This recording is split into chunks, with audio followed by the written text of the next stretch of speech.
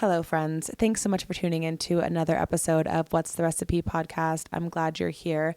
I wanted to come on here up front and give a quick disclaimer that this episode does contain sensitive content of sexual abuse and self-harm. So please listen with caution. And if you need to skip this episode, we will see you next week. This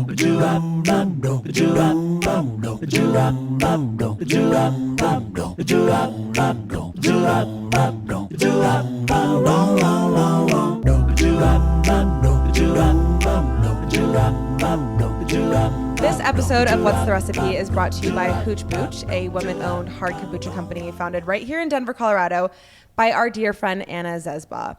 In March of 2020, the mayor of Denver declared liquor stores non-essential businesses and ordered them to close to prevent the spread of COVID.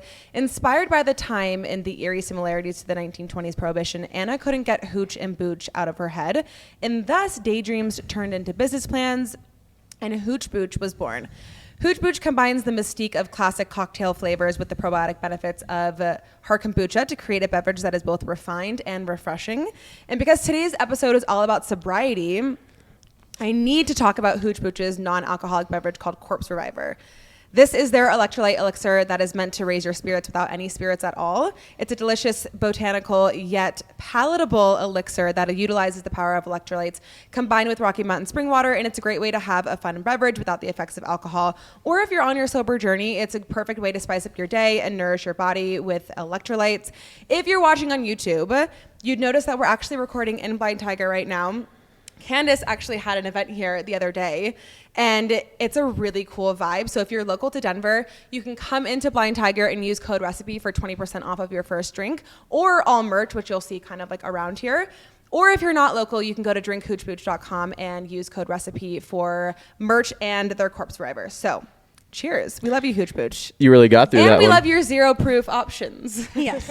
The longest sponsorship card reading of all time. That was a doozy. Okay, we have our lovely guest, Candice, and I'm going to give you a formal intro. I pulled this from your website. I'm just going to say that. Candice Wells is a breathwork facilitator, energy worker, and entrepreneur that incorporates their formative life experiences into their work. She was also both Lucas and I's coach, me for more business things, him for sobriety. And we'll get more into that in this episode, but she aims to create and facilitate a space for authentic healing, connection, and levity through coaching and scream work. Candice's mission is to encourage others to cultivate their own paths to healing while offering their own experiences and methods as a guide. And she's also been soberish for what, like 7-ish years now? Yep. And she has a really cool, inspiring story. So let's just get the fuck into it. Let's just start. Thank you for being here. Yeah, thank you for having me. I want to share your story and kind of tell us how you got into, as all of my cards just fall off my lap. Tell us about how you got into sobriety coaching and just the coaching world in general. How I got into sobriety coaching is from Lucas, actually. You're looking at client number one right here. Was that your first business client too? Yes. Yeah. So you guys were my first. And it's funny because everything coaching always kind of like was eerie to me before, before meeting you. When I first walked into the door, Candice was like, I absolutely hate that word. She's like, I hate the word coach. I'll never be called a coach. Why is that? What made? I think I was seeing how some people in the industry were being taken advantage of. And I still had, around sobriety in particular, had this like brainwashing around like, you could go to AA and you could get help for free. So why would you pay to have somebody help you? True. And I had to like really sit with my own morals of like, oh, do I feel like I can charge for this?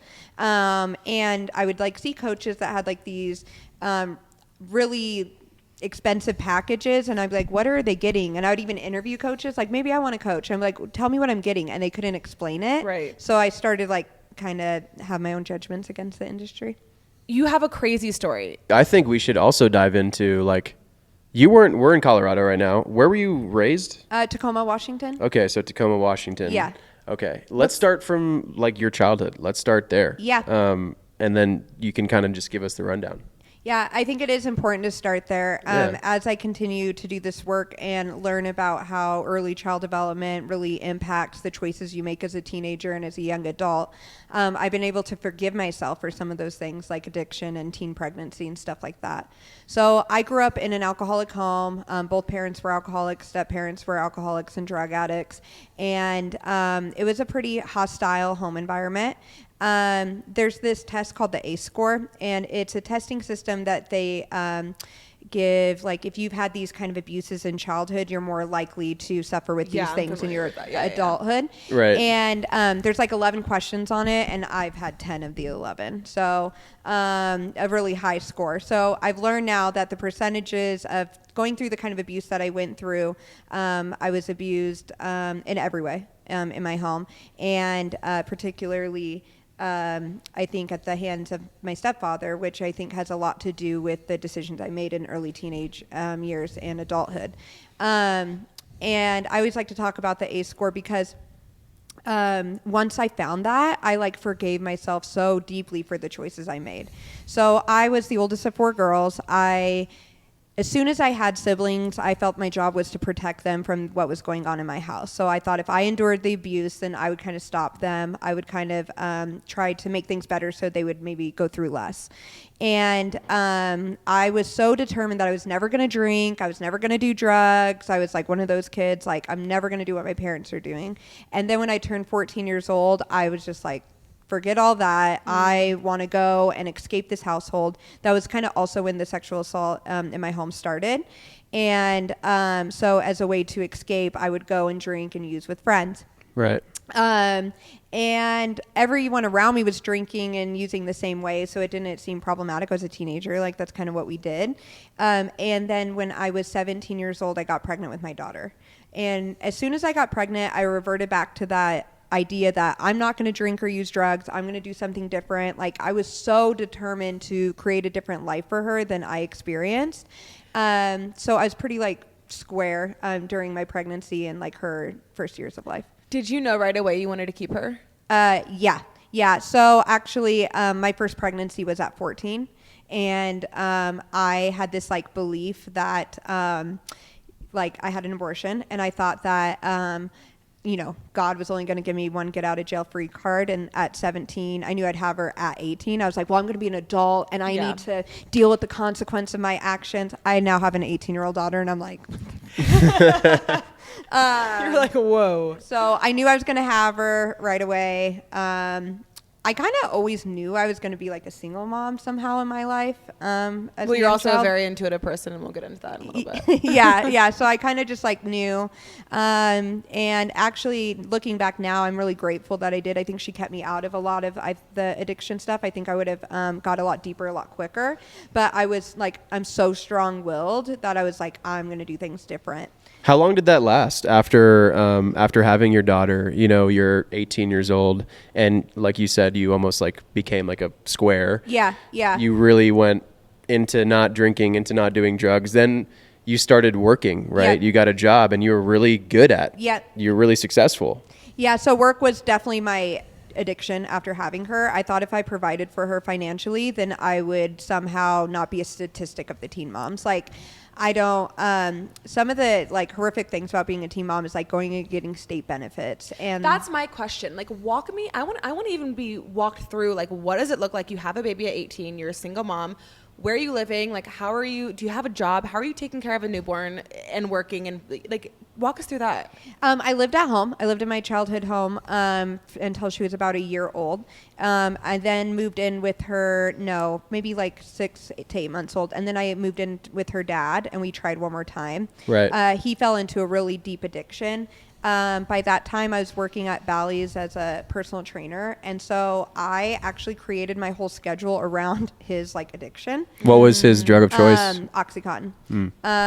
And so I would wake up and have clients from 5 to 9. I'd wake her up as a baby, get her ready for the day, and then put her back for her nap, go have clients while she was napping, because her dad would just pretty much be passed out, come home, wake her up, be with her during the midday, and then go back for night clients. At that time, his addiction was really bad, so he was like stealing my paychecks and like pawning everything. So every time I got paid, I would go to like Walmart and I would buy furniture and I would put it in a storage unit. And then I would take the rest of my check and go get a Safeway gift card for groceries because he couldn't like steal that. Right. And then a gas gift card and just have no money on me in between each paycheck until I was able to save up and get my own apartment with me in Brooklyn. Whoa.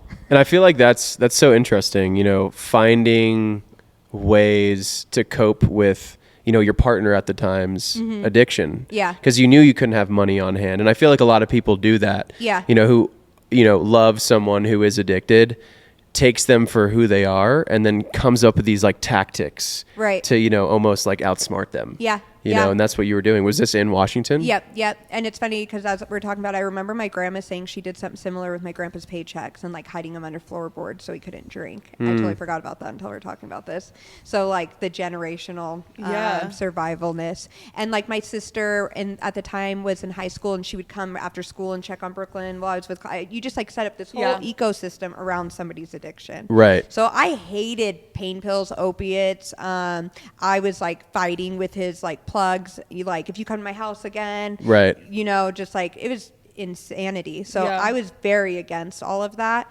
I would maybe like go out drinking with friends at that time every once in a while, but it was never anything crazy. How did you know your second time trying with him, he's a full-blown addict? Like, where did you go from there? Was it was there like a big moment where you were like, I need to get out of Washington? Or No. So we didn't move. I didn't move here until about 3 years ago, but I got my own place, and he kind of started falling away too quickly with that, so he kind of disappeared also. So really? It wasn't like this. It wasn't like a decision you had to really make. Yeah. Like, I mean, once I moved into my own apartment, that was that. Right. Yeah. And like I said, I worked all the time. I got her into daycare, and my family would help watch her after daycare. And I was just obsessed with like providing for her financially, which is how I ended up getting addicted to pain medicine. Is I think I had like some IUD pain or something, and the doctor had given me some Vicodin, and I took one, and I went to work, and I was on. Like, I'm in sales. Lucas understands sales, like totally. I was closing everything. I was able to go home, meal prep, take her to PTA. I was able to do it all. Like, it was like this magic pill. And I knew I didn't want to be an addict like her dad. But I knew I was going to like need this solution. Like it was, so I was like, my addiction didn't get like as crazy as sometimes other people's were, because I was like, this has to be sustainable. Right. So I can't be like nodding out. You're an whatever. extremely functioning addict. Yeah. Which is where I sort of found myself as well. Right. And we'll get into that. But so Vicodin, okay, so it was like a, you know, IUD pain. You go in. How old were you at that time? I think my addiction started when I was about 26. 26. Yeah. So, okay, walk me through though. When did you get this job? What job? The sales job. Oh, I went to school. So right after I had Brooklyn, I went to school to be a personal trainer. Okay. No background in sports or anything. This class just started really soon, and I needed to figure out like a career. I was supposed to go to school to do hair, and so I went to. Would you work out like regularly before that? No, that's so interesting. I was just You're like, yo, I just need to figure this shit out. I can be a personal trainer. Yeah, like I was like, I can do it. Okay, salespeople get sold the worst. So I went to tour the school, and I'm like, I'm in. Yeah. And I like worked at like a tanning salon on the weekends, open to close, and sold like tanning lotions. And so then right out of school, I got the job at Bally's. I figured out that I was really good at sales pretty quickly, and they just kept like promoting me. So I just really outworked everybody. And then your addiction comes in when you were working there? I was at another gym. Okay. Yeah, but yeah, basically that same industry. Okay. So walk us through then. The addiction came before the cancer? Yes. Okay. Tell me that whole story. So I get on pain pills. I try to manage and control it myself. I end up getting a job at Boeing. I'm making great money. How did you get that job? Brooklyn's grandma, her dad's mom knew someone there, and because they were looking for somebody with the healthy eating initiative stuff, and I had the fitness background, it was like kind of a perfect fit. But my addiction started like to really progress. I was always trying to like quit all the time, so I was like withdrawing, or I got on what they call Suboxone to help me get off of pain meds, but that like took my addiction even further. Why is that?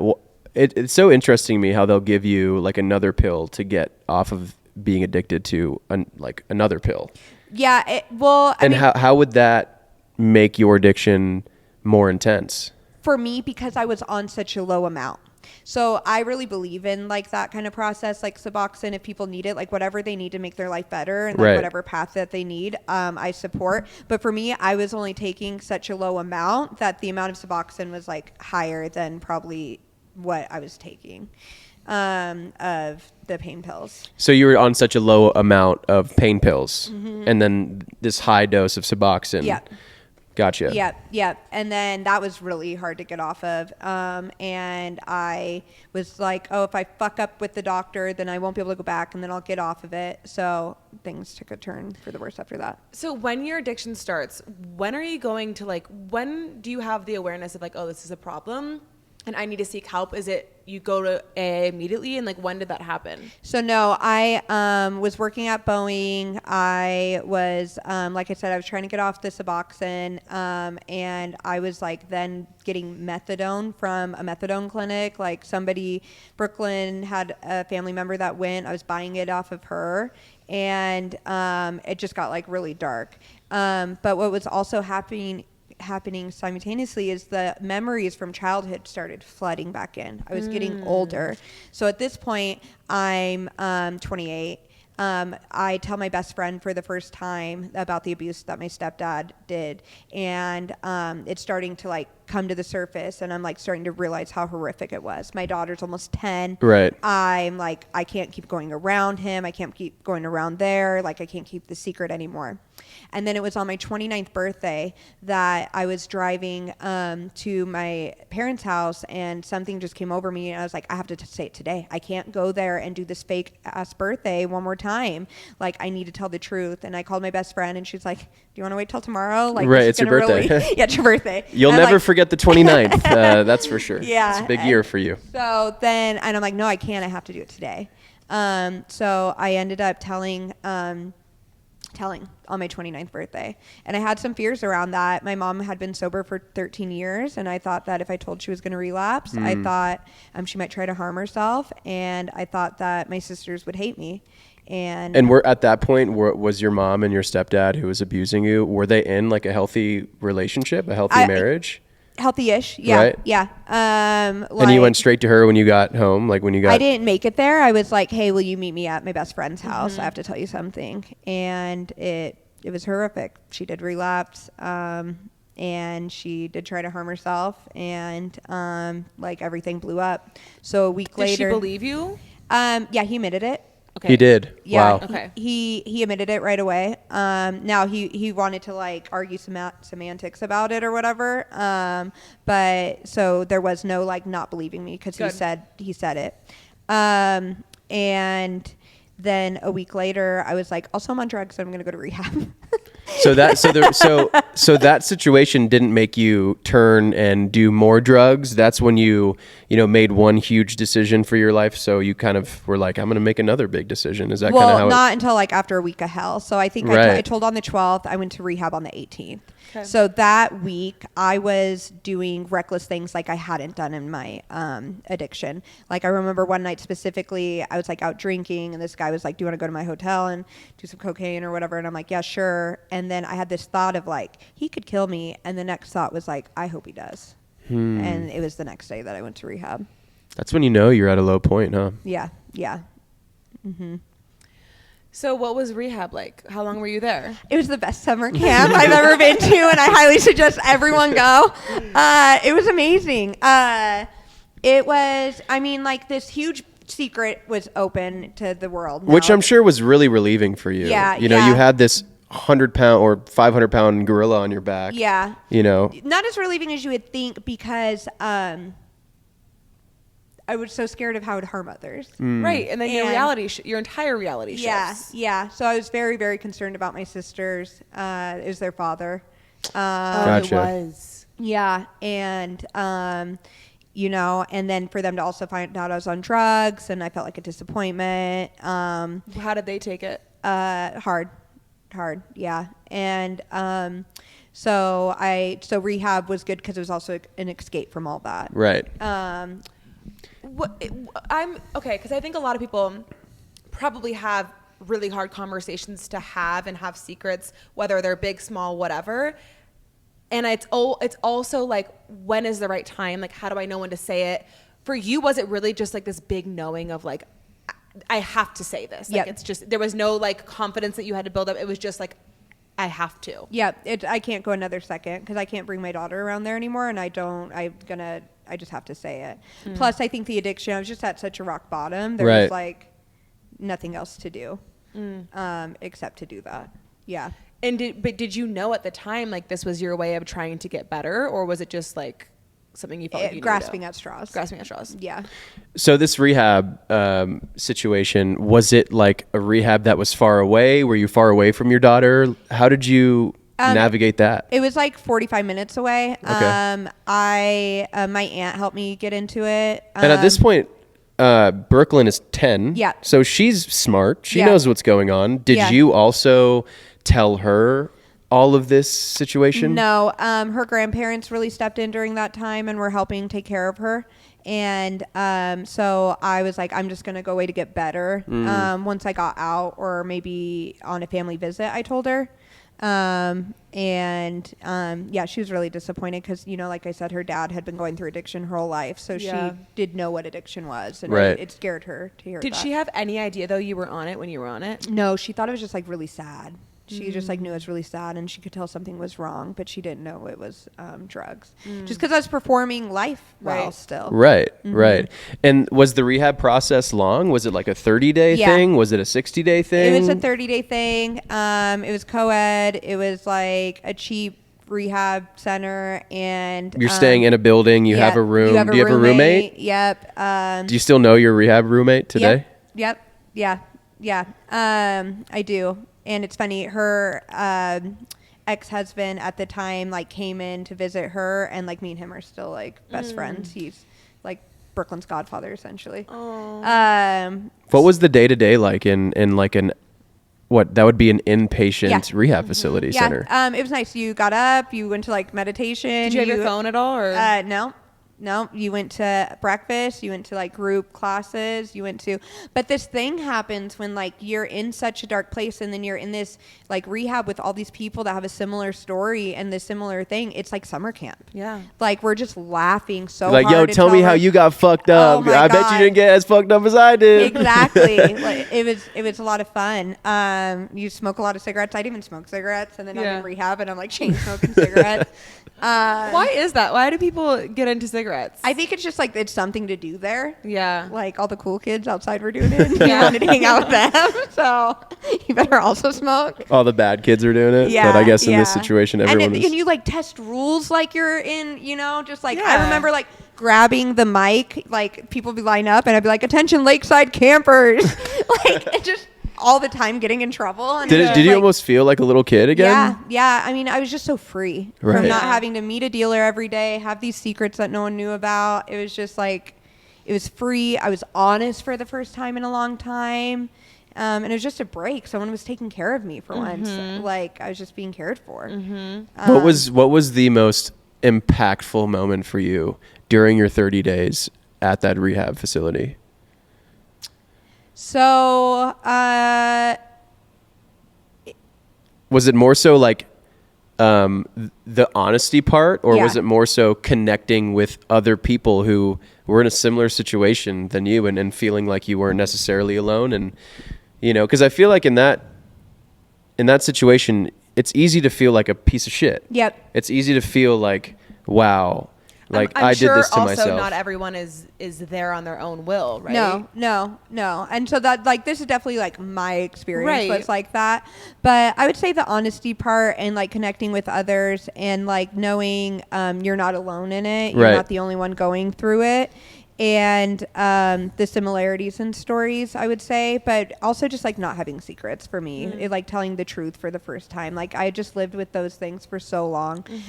But one of the most impactful things is there's this woman named Marilyn, and she was the nighttime like she worked at the front desk at the nighttime. I was coming off methadone, so I had to lie to get into rehab because they don't take people off methadone because the withdrawals are so bad. And I was like, yeah, I'm not on that then. What So, are bad withdrawals? like on day 15, I had to go to the ER because one of my pupils was small and was huge, and they thought I was having a stroke. Like it was like just horrific. And so I didn't sleep for like weeks, the first few weeks. And so at nighttime I'd want to leave, and I would go talk to her, and I'd be like, I just want to take a bath, and they didn't have baths, and she would let me take a shower in the like nursing shower. And one night, you know, I was like, I want to leave, and she was like, my boyfriend overdosed and died 2 days ago, and she was at work, and she's like, you have to stay. Whoa. Like this isn't a game. And if she could be there at work because she knows these people, it's life and death for them, and like is helping me, like I have to give it back. Oh my gosh, I just got chills. Like Yeah, that'll set definitely you say. straight. Yeah. I'm like, I'm gonna go lay back down. You're right. Yeah. Nice chatting with you. Yeah, and she always still like comments You're on like, my oh, stuff. I'm tired. I and think I'm gonna go to bed. still supports she me. does? Shout Yeah, out Marilyn yeah. if you're watching I this. love Marilyn. Yeah, she was great. So you go to rehab, and could you say that after that rehab experience, like you were sober, or after rehab were you still kind of like, No, I was on pink cloud. I was like, I knew I found a purpose in my life. I was like, oh, this is why I went through all that shit. This is why all the abuse, because if I can help other people, and I could see that clearly with like AA and stuff, that you could be purposeful in your pain. And that was like my number one priority. Let me ask you this. So you're coming off of methadone.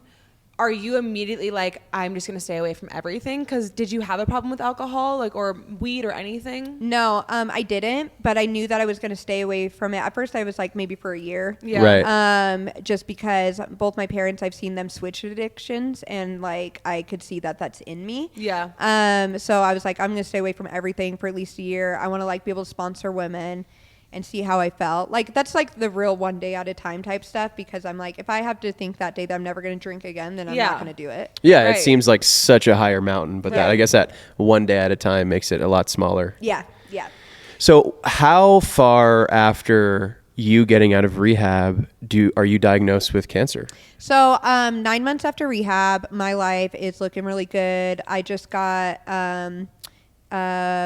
mine in Brooklyn's own apartment again. So I went to sober living after rehab, and she stayed at her grandparents a little bit longer. And I was driving one night, and I got into 9 months sober, and I got into a car accident. And this is the second time something came over me, and like I had to speak when I didn't want to. I get in a car accident, and I total my car, and I hurt my neck. And I called my friend Kevin, the guy that I told you about that I met in rehab. And I'm like, hey, I'm about to go to the hospital. I'm going to use pain pills. And he's like, you don't have to. And I was like, well, I want to. And he was like, okay, it's your choice. And I'm like, okay. And then the ambulance comes, and they're like, ma'am, what's your name? I'm like, Candice, and I'm an alcoholic, and you can't give me anything. And I'm like, fuck. I was so upset because I'm like, that wasn't me who said that, because I was like, why did I just say that? I just ruined my whole plan. So I go to the hospital. They do a CT scan. They find a lump. I know instantly. I'm just like, it's cancer. And where was on my the lump? thyroid. Okay.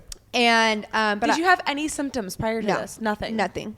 So it's almost like that car accident in a way, almost, because thyroid cancer, that's not anything to play with. I mean, no, I mean, it's actually one of like the slower growing cancers. And it's like more common. And can't you remove your thyroid? Yep. And then, yeah. Yeah. So they were just like, so I knew it was cancer right away, but I did not go to the doctor right away. I was like, I'm not sober long enough to have surgery. I'm going to relapse. So I wait 9 months. And then I go, and they're like, it's cancer. We're going to remove your thyroid. And they act like it's a root canal, like, because they're dealing with it every day. Yep. So it's not a big deal. I have a goodbye thyroid party.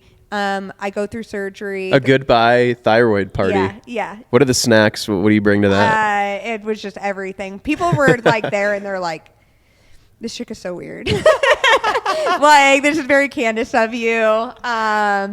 And well, I just moved into my apartment too, so I was like, they'll give me housewarming gifts for sure. Yeah, great tactic. And then after the surgery, they're like, oh, okay, it's still in your blood. You have to do the radioactive iodine. It's still like pretty common to do that, so it wasn't like a really big deal. And then, but afterwards, I go through all that, and I don't realize I'm like in fight or flight, and I'm just like disassociated going through it. So when I go back to the doctor, he's like, okay, it's fine, you're gonna survive. And I remember thinking like, I don't want to. And I was like, okay, well, here I am again at this other rock bottom, but I'm sober. And I'm realizing, oh, this is because I just went through all this where I don't have control over my own body again. It's just like my childhood home. And it's bringing up all this trauma. So cancer comes back 3 more times. It metastasizes to soft tissues in my neck, lymph nodes, different things like that. And every time it comes back, I'm like, I got to figure out what is causing this. And it doesn't seem like a physical thing. It feels like it's spiritual. It feels like it's like trauma stored in the body. Were you spiritual before this? I mean, I always like had some, like I went to church. I always had like some connection. Like when I went to church, they'd be like, oh, you have the gift of like prophecy, or you like have discernment. You know, you're like gifted in like the knowing. Intuition. Right. Yeah, different things like that. The nuns would just like look at you. Do they even say intuition? No, it'd be like you have the gift of discernment. Yeah. So that's how I kind of got onto the spiritual path of like trying to find other modalities and ways to heal, because I was like, this is more than like a physical thing, like something else is going on. Right. So then when you realize that it's more like spiritual, where do you go from there? Well, where are you at now too? Yeah, how long have you been cancer free at this point? I cancer free is kind of weird with thyroid cancer. So like I have like a small lump in my throat right now, but it's more like a watch and wait. So we just kind of check in on it, and you just like always check the levels. But I've been like not having to like go to surgery or anything for 3 years now. So How do you go through that and stay sober? one day at a time. It's funny because when like being asked the question like when is it hardest to stay sober, those times weren't the hardest, because I was like, I almost had an idea I would drink afterwards. I'm like, okay, well, I got to stay clear-headed for this. I got to get better for Brooklyn. She needs her mom, so I got to like get through cancer, and then maybe when I get through it, maybe I'll like drink, and then you just don't. Mm-hmm. So then you're not cancer free 100%, right? Yeah. And do you have to like, what is that like? Just being like, I have to just watch and wait about this. Like, what do you do to help yourself like soothe, basically? I mean, all the stuff that I do, therapy, breath work, plant medicine, all that. But I finally just got to a point of surrender. And like the reality is there's not like at first you're like faced with mortality and you're like, life and death, and it's very serious. And then you kind of realize that we actually it's all the same for everybody. Cancer doesn't actually make it that more real for me. People can get in car accidents. Mm-hmm. Like nothing is stable. I think one thing, like when COVID happened, I think everyone kind of it was like all of a sudden there was this even playing field with cancer, because all of a sudden my friends were like, what if I lose my job? What if I get sick? And I'm like, yeah. Bitch, I had cancer. Why aren't you living like that all the time? Yeah. I'm like, Ben said that. I told you guys. Yeah. But I think it's really beautiful too to be able to find like solace almost in uncertainty rather than anxiety. Right. Because I feel like you could easily go to the anxiety. Yeah, and I did every time I came back, because they would always be like, oh, it's not back, and then it would be back, and I would be like, okay, and they're like, it's very rare that it's back. It's very, fantastic. Yeah, I'm like only the rarest for me. Trust Exclusive only, and so it would help. It did get scary there. And like, that's kind of how I found my way into plant medicine and like leaving AA is, before my last surgery, I was like 90 pounds. My hair was falling out. My like family and friends like thought I wasn't going to make it.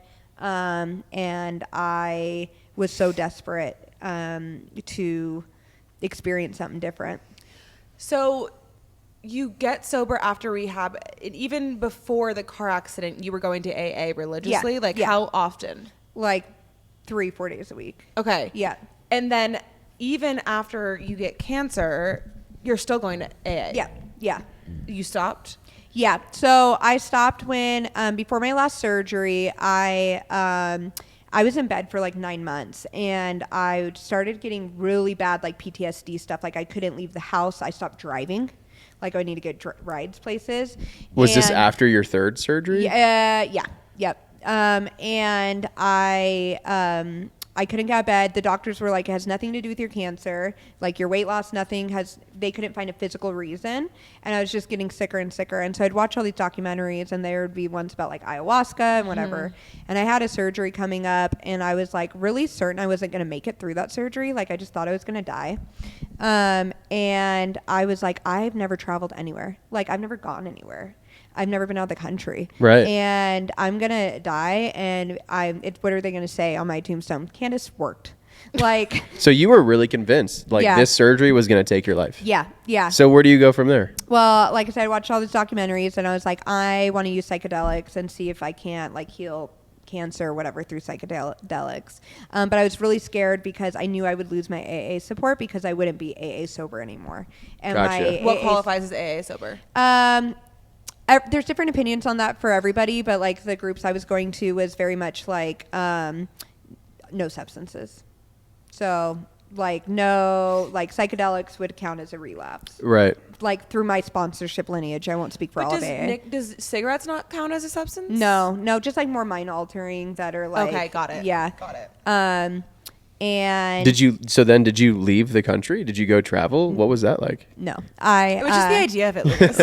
Listen, so I was like, I want to use psychedelics. I was very scared to tell my best friend more than anyone because she was the one worried about my sobriety more than anybody. And she had read some book, and she was like, Candice, I think you should do psychedelics. You were like, yes, that's my in. Yeah, I was like, I was going to say the same thing. So I had a week till surgery. And I was like, I want to try psychedelics. Where am I going to find psychedelics? And I was still like working at the gym on and off. So I go in there, and we had a front desk kid who was just like always dribbling the basketball at the front desk. And he's always like, sup, Candice? And I was like, he has psychedelics. So I brought him in my office, and I'm like, I thought you'd never ask. you were like, yeah, I was like, so I'm dying. And he's like, no, bro. Don't die. You're too cute to die. No. And I'm like, but I think I want to try psychedelics as a way to like, and he was like, I got some in the car. Of course. So what did he have? Like shrooms, acid? LSD. So I took 2 tabs of LSD. Damn, you went straight for 2 tabs. Yeah, You're like, I'm an addict still. You know what I mean? If I'm going to do it. And I cried for 12 hours listening to DMX, and it was the best thing in my entire life. Because also, I feel like that's not something you can like get addicted to where you're doing it every single day, right? I couldn't for sure. Yeah. Because that's I mean, like, there are you're definitely not people there, that right? be dropping tabs on the regular. Well, though. But you can't function. Can No. you? I mean, I think anyone can develop any kind of habit towards anything, True. but that one was a lot safer of a choice for me. And yeah, it was. It almost like inspired you. I'm sure after that, you didn't think you were going to die from that surgery. No, I didn't. Or if I did, I was okay. I got in like complete surrender. Yeah. Like, well, it is what it is. Right. Yeah. And then you make it out of that surgery, and then where do you go from there? To trauma therapy in Florida. So you moved. So this was all still in Washington. In Washington, yep. And then you move across the entire United States. Oh, so I left. So February before COVID, I just went to trauma therapy in Florida. So I left. My daughter and husband were still at the time. We're still in Washington. Brooklyn was 14 at this time, and that was the age I was abused at. And so I was struggling to do any trauma work in the same house as her because looking at her, I saw myself and saw what I went through. So I went away for a month to go to trauma therapy. And that's when I got into like yoga, breath work, things like that. And I was like, this is great. I'm going to teach everybody. And then I get home and COVID happened and the world shut down. So. Right. And that's how we that's how Amanda came across you, was through your breathwork business. Yeah. Well, I got Reiki from you. Oh, was it Reiki It was first? Reiki. I got Reiki. I remember looking and I was like, this is the cheapest option. I'm going to go with this one. And because there was something, I went on this website, this like wellness collective in Denver. And I went on their website. They had all these like team members or providers. Yeah. And there was just something about Candice. I was just pulled to you. Like, I don't know what it was, but I was like, I need to like get any kind of spiritual work done with her. And I go, and I mean, we immediately hit it off. And then I remember we were talking about my business, and I was like, I don't know where I want to go with like coaching. I'm just like terrible at sales. I'm bad at marketing, all these things. And you're like, well, I do business coaching. And I was like, and you're like terrible at sales. Like, I got you, fam. Yeah. You know, and that was your realm. Yeah. But I think that was like late January. Yeah. And we didn't start working together until like late March. Yep. So I think I was just like, I don't know. I had you in the back of my mind. I don't think we like had another session. No. And then I like remember March was like a really hard month for me with clients. I just like couldn't get clients. I was I remember in January, I was very lost. Like I didn't know my identity. I was like 6 months postpartum. I was so just like, who am I? What do I want to do? And I finally was just like, I'm going to reach out to Candice.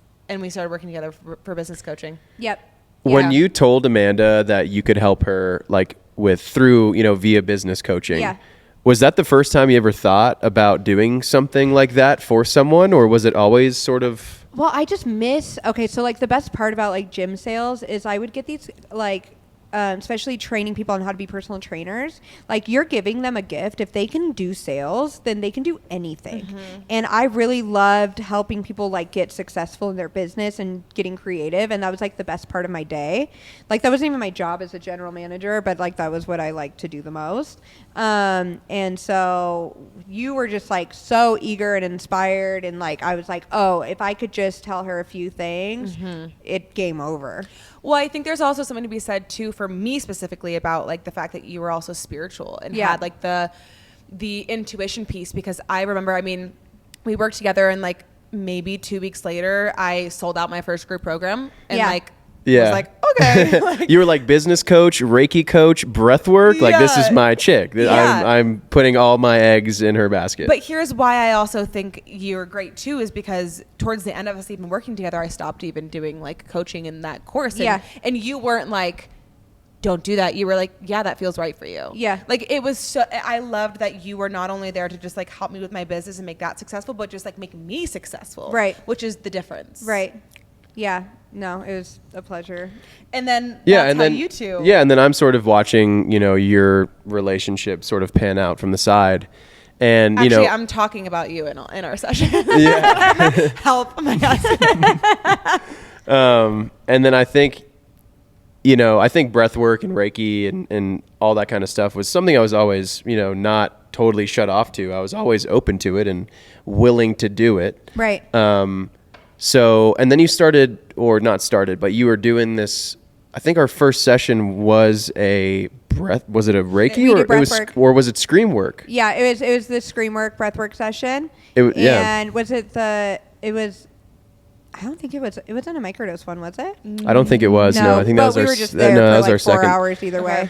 Yeah, yeah, you were. And Amanda was, like, I remember Lucas was not answering his phone, and I texted you. I was like, "Is he okay? Like, is he still with you?" And yeah, like, yeah, he's good. And Amanda was always telling me like how intuitive you are and how like you just need to meet me and you'll pick everything up, right? So I knew, and at that point. Well, can I say because I feel like everyone who meets you is like, oh my gosh, she's the most like social, outgoing, open person.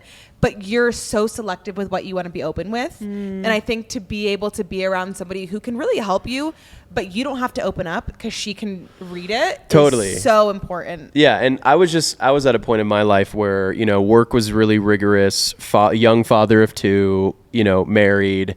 And I personally, have been smoking weed, and that was my escape for a very long time. I mean, I started smoking weed when I was 13 years old. So it was a part of my life for a long time. And I was in a really rough patch where all I did was just numb myself. And I was really going through this situation where I was aware that I was totally addicted to smoking weed and using that as an escape. Mm-hmm. And I knew I wanted to stop, but I didn't know how, because I was so convinced I couldn't do it on my own, where I was almost telling Amanda, like, if I'm going to get off of this stuff, like, I need to go to rehab, or it needs to be something really drastic. Right. But I also think it's important. This wasn't your first time wanting to stop and like trying to. Yeah. And you had put together some days before once. Yeah. He needed like 2 weeks one time. Yeah. I think it was, but it was all. But it was on your own always. But it never worked for me because I always thought I was like getting sober for other people. Mm-hmm. It was like the first time I ever did it. I think I wanted to, stop smoking weed for you. And then we had our first child, and I was like, oh, I'm going to stop smoking weed for Lennox. But it was always for someone else. And then I was at a really rough patch with my career where my career wasn't going, it's not like my career wasn't going well.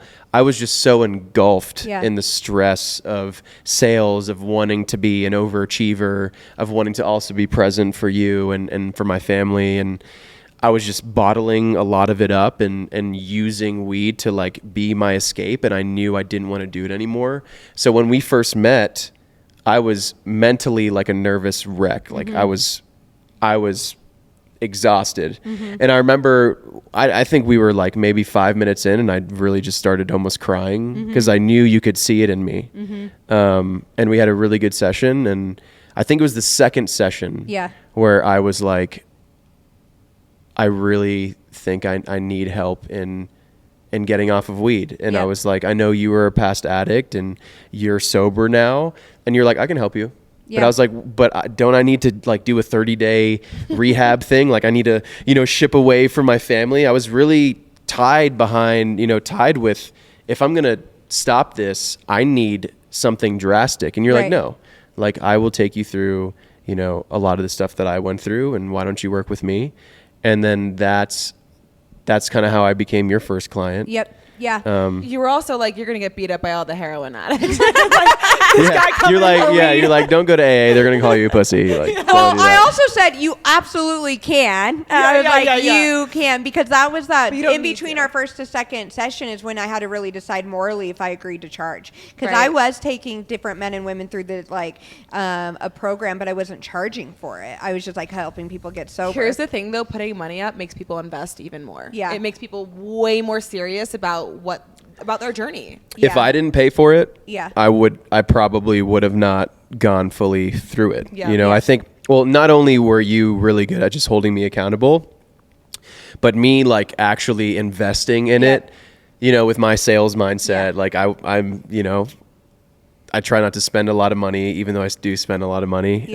But me investing in it made me take it that much more serious. Yeah. And I was really relieved that I could work on this, not having to go to like a rehab facility, because that's, I think a lot of people think that is the way to do it when someone like you could really change their life, where you could work with them virtually or you could work with them in person and they can still like live at home. It's more accessible. Yeah. Yeah, it's really accessible. I mean, you make it sound nicer, but like I feel like I just punked you into it. I was just like, let's see who has the biggest ego in this room. Right. Bet you can't. Yeah. He's like, yeah, I can. Yeah, I shook. I was like, yeah, I like that price. Let's shake on it right now. And you're like, oh, all right, cool. Yeah, let's do it. Yeah. So yeah, that was a big moment for me. But okay, and I feel like you should talk more about like your journey too, like what it looked like for you, because I think that's something that we mentioned on one of the last episodes. We were like, yeah, I'm doing this 90-day sober thing just for like fun, like I'm just doing it for fun, but you didn't really dive into it. And I think it would benefit people to hear too, like you currently 25 years old, we're addicted to something and what that looks like for you now. Yeah, I think, I was, and the whole 90-day thing was because your advice to me was, okay, if you're going to get off weed, because I never had an alcohol problem, but you were like, if you're going to get off weed, you're going to get off everything. Like you're going to do totally cold turkey. And you're like, how about 90 days? Let's just do 90 days. Like you looked at your calendar. You're like, October would be 90 days. I was like, it was July. And I was like, okay, fuck it. Let's do it. Right. I knew I never wanted to smoke weed again. And I haven't since we started working together. And weed is, something that I'm definitely, I'm not going to say never, but I am 100% confident that it's totally out of my life, and I don't. Well, it's like what she was saying. If you think about never smoking again, you're not going to do it. Yeah, it's a lot. It's a lot harder. And I did 90 days with no alcohol as well, and now I'm like casually drinking again. So I'm not completely 100% sober. Right. But it was really hard at first. Because walk people through like how many times you were smoking a day. And like what it actually looked like for you. Yeah, no, I mean, it was waking up in the morning and getting high at lunch and getting high before bed. And it came to a point where I was just a shell of myself, always numb. I would work, and then after work I would come home, or not come home, I was already home. Come upstairs. I would walk upstairs and transition to dad life, and It was something where I was still almost like a walking zombie, where everything Amanda told me would go through one ear out the other. I was always a great dad. I was always super present. I was always closing deals. I was very, what's the word? Functional addict, but weed had a huge grasp on my life. Like, I even remember you would we would have an argument. Like, you'd be sober, we'd have an argument, and then he'd go outside and smoke and come back and be like, I'm sorry. Like, that was your he would biggest apologize. that was your my biggest problem thing, was with like, it. why can't you? And you could apologize sober, but it was more just like, it would make you a different person. It would change your mood, and then you come in and you're all good and happy, but I'm still like in the reality of the argument that we just had. Right, like, and it came my to mood didn't just change because of a substance. You know? It came to a point where, you know, on a Saturday or Sunday, we couldn't go out to the farmer's market or do something fun without me putting the kids in the car, running to the shed and smoking a couple bowls real quick, because nothing was exciting for me. Just like, I really wished going to the farmer's market or having a big family day was super exciting on its own, and it should be. But it wasn't cool for me unless I got to smoke before we left the house. What was that quote I read? Was that from you or someone said, like, being addicted to something almost just like narrows your pathways of joy. It like narrows what can bring you joy. Right, and it's almost like everyone knows who smokes a lot of weed. Like, before you do any activity, like, you got to smoke or smoke a blunt or smoke a bowl beforehand. Like, I see, you know, memes all the time. Like, we're gonna go to the grocery store, but we're gonna smoke before. Like, we're gonna go. Right. You know, it's like every activity you do, you want to get high beforehand. And I just didn't want to live that life anymore, and I didn't know how to get out of it. Right. So, you know, that's where you came in and you really helped me out. And I think, you know, now if you would have told me, you know, at the beginning of this year that I would be completely off of weed for going on 4 months now, 5 months now, I would have told you you're crazy. But I mean, I also would like to note that even though alcohol was never your thing, how your relationship to alcohol has changed through the 90 days. And I think specifically thinking about that baseball game and the phone call before the baseball game. That was pivotal. yeah, that was a big moment for me. That was when I actually had to call like a sponsor call. You know, and I never knew that. And you know, I never. By the way, he was dreading it before. He was like, "Oh, like, should I call Candice?" And I was like, "I don't know. What do you think?" He's like, "I'm gonna call her." Like, he was so fighting it. Yeah, I was halfway through like my 90 days completely sober, and my best friend Jason is coming into town, and Jason and I, you know, through our whole relationship, on a weekend, we're having drinks together.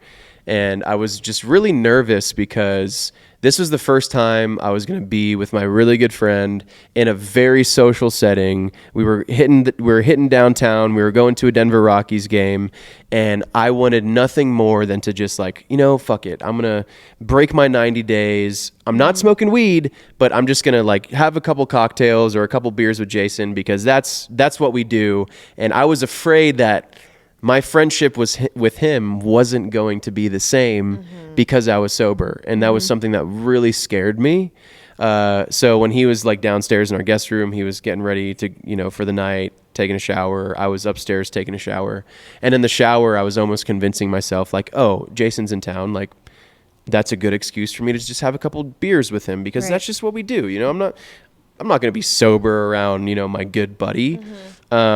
And that's when I was like, no, this is a problem. You know, this is an issue. You're going to really be upset with yourself if you don't go through this 90 days without drinking.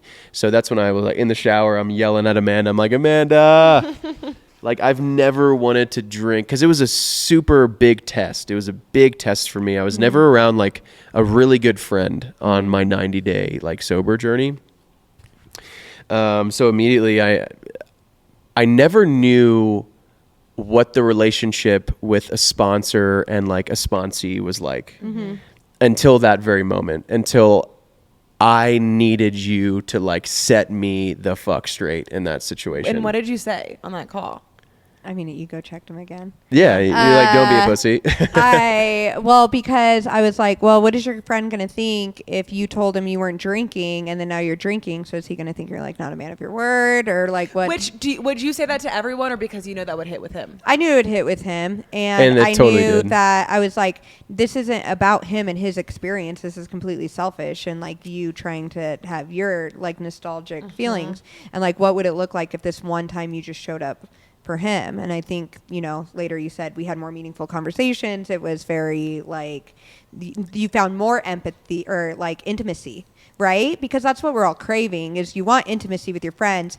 And you had shared before that like when you were high all the time, you never invited your friends out. So you literally get sober to start inviting your friends out, and then you're going to drink with them. Like it was like, what are you doing? And Right. then also like, how can you create, and I think you guys had like meaningful conversations. We had a and, great like, night. And luckily Jay was like, hey, you're not drinking, I'm not drinking. Yeah, yeah. And that gave us an opportunity to really just talk and be friends and catch up and have Right. seriously meaningful and conversation. you got to show up Yes. And in a that way was, that you haven't in a long time. that was the first time I ever around a really good friend was like, not drinking tonight. We're not drinking tonight.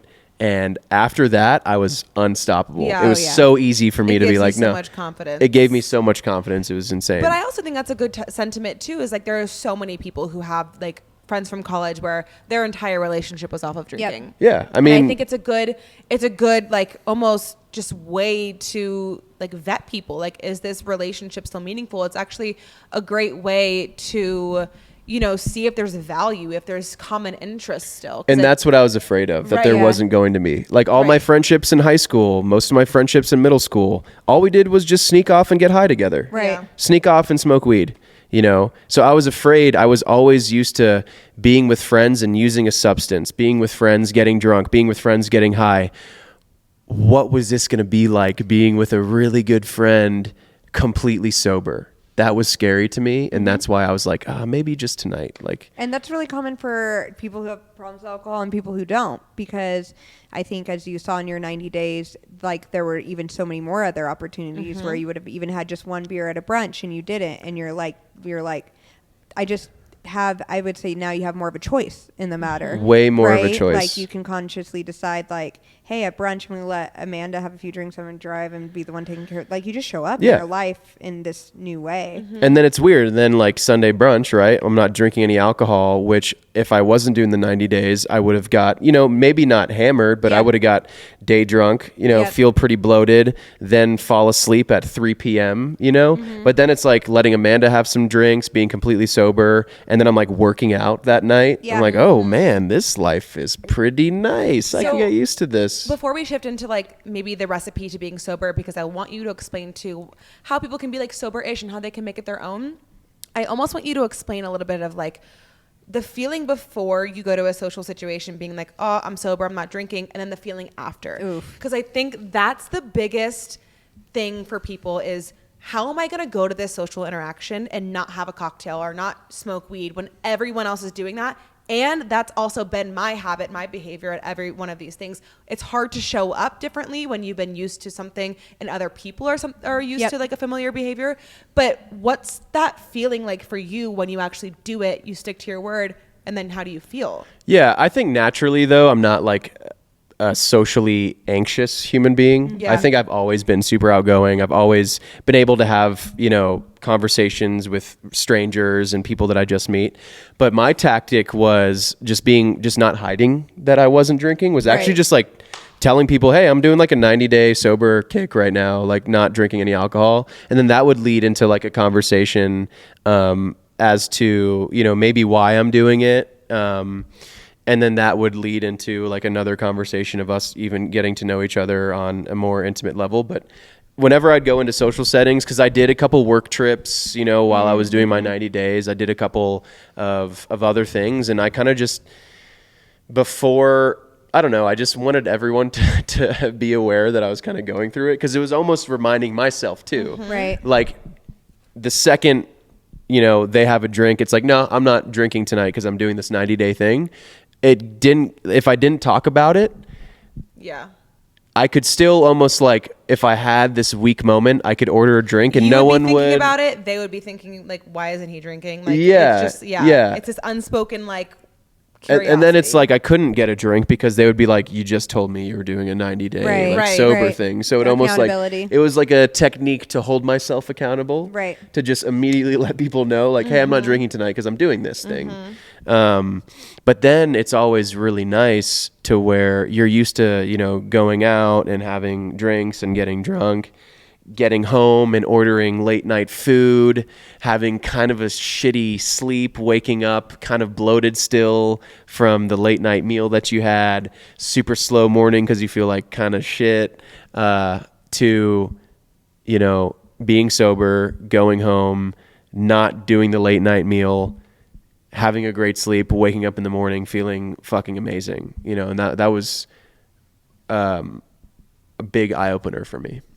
And does it just like give you this sense of like confidence afterwards? Yeah, it's where the you confidence. Like, want to keep doing. Yeah, it's the confidence of, you know, being able to say no in a public setting, and like proving to yourself that I can still be a fun human being who's super social, and I don't need like this, you know, liquid courage in a way.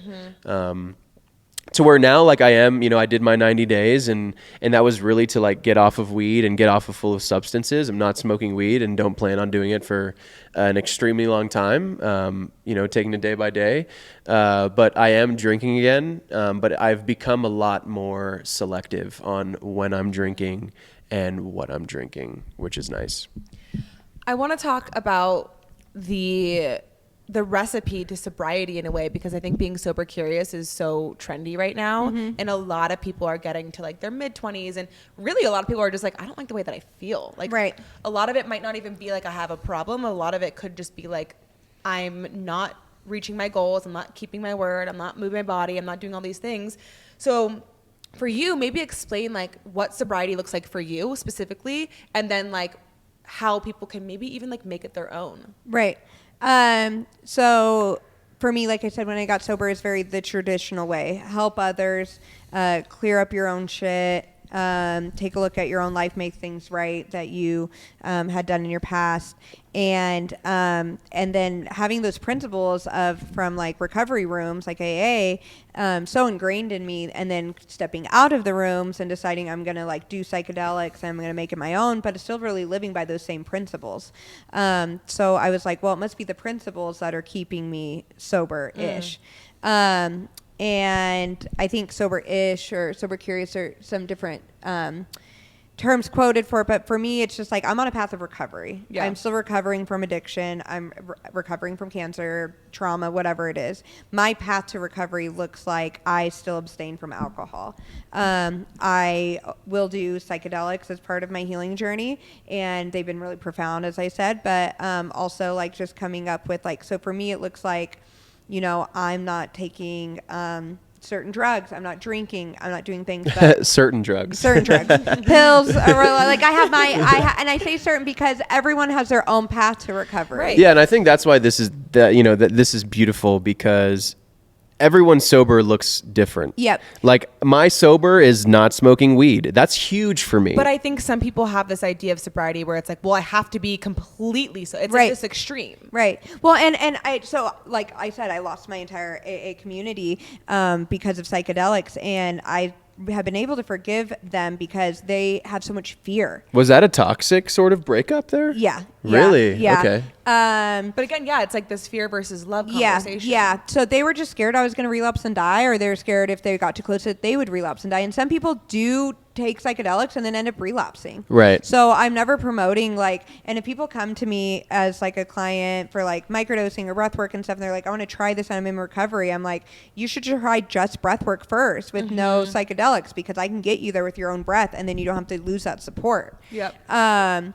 So like that, and I'm kind of like you in the sense of like, I'm just like a confident person. I'm not really socially awkward. And if I do something, I'm going to do it with my all. So people were like, well, you don't have to tell people you do psychedelics. And I'm on like Instagram Live the next day. I'm like, so I did psychedelic because I do have to, because I have to live an honest life. Right. That's part of those principles. Yeah. I Right. talked about those things that keep me sober. Definitely feels like there's something spiritual for you in this lifetime around speaking your truth. Yep. Yeah. Like I have to be honest if it hurts everyone. And I don't think the big like sober curious trend right now is revolves around like the zero substances altogether period. I think right now a lot of people are experimenting with these like short bursts, Right. Yeah. like with the 90 days Sober or with October. yeah, or like sober October, right? Like I even have a couple of my friends based off of my 90 days, like they're doing 90 days Right. themselves, which is super cool to see. Let me ask you this, for people that are listening who are intrigued, what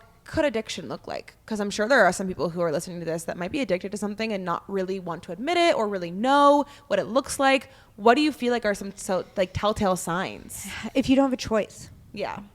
Like, using Lucas's example, like he wanted to just be able to get up and go to the farmer's market with you, and he didn't have a choice. There was no choice but to go smoke weed first. And if you don't have a choice, then maybe that is the kind of, for me, that's kind of the telling difference of addiction or not. I mean, today, at almost 8 years sober, it looks like maybe toxic relationships, or like, hey, I got a good paycheck, so I'm going to go shopping, or whatever it is. And it's like, it's this habit, this impulsive